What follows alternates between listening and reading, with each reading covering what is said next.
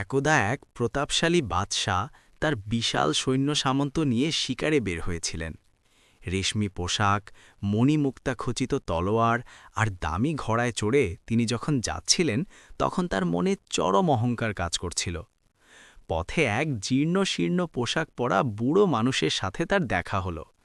বাদশার ঘোড়াটি যখন সেই বৃদ্ধের পাশ দিয়ে যাচ্ছিল তখন ঘোড়ার খুরের ধুলো বৃদ্ধের গায়ে লাগল। কিন্তু বৃদ্ধ সেদিকে কোনো ভ্রুক্ষেপ না করে আপন মনে মাটিতে গর্ত খুঁড়ছিলেন। বাদশাহ বিরক্ত হয়ে ঘোড়া থামিয়ে কর্কশ স্বরে বললেন, হে বৃদ্ধ, তুমি কি জানো আমি কে? আমার ঘোড়ার ধুলো তোমার গায়ে লেগেছে, অথচ তুমি মাথা নিচু করে কি করছো? বৃদ্ধ শান্তভাবে মাথা তুলে বললেন, জানি জাহাপনা, আমি পরীক্ষা করে দেখছি এই মাটির স্তূতের মধ্যে কোনটি বাদশার আর কোনটি দাসের।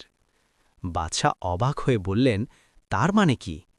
বৃদ্ধ উত্তর দিলেন, আমি এখানে কিছু পুরনো হাড়গোড় খুঁজে পেয়েছি, কিন্তু অনেক চেষ্টা করেও আলাদা করতে পারছি না যে কোনটি কোনো প্রতাপশালী বাদশার হাড় আর কোনটি একজন সাধারণ দাসের। মাটির নিচে যাওয়ার পর সবার পরিচয় তো একই হয়ে যায়। বৃদ্ধের এই গভীর কথাটি বাদশার অন্তরে তীরের মতো বিঁধল। তার দু চোখ বেয়ে পানি গড়িয়ে পড়ল।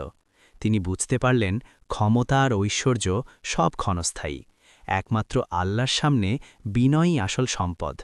তিনি তৎক্ষণাৎ ঘোড়া থেকে নেমে বৃদ্ধের কাছে ক্ষমা চাইলেন এবং সারা জীবনের জন্য অহংকার ত্যাগ করার সংকল্প করলেন। গল্পের শিক্ষা: ইসলাম আমাদের শেখায় যে আভিজাত্য বা বংশমর্যাদা দিয়ে মানুষের শ্রেষ্ঠত্ব বিচার হয় না। আল্লাহর কাছে সেই ব্যক্তি সবচেয়ে সম্মানিত যার অন্তরে তাকওয়া বা খোদাভীতি এবং বিনয় আছে। মৃত্যু সবাইকে একই কাতারে দাঁড় করিয়ে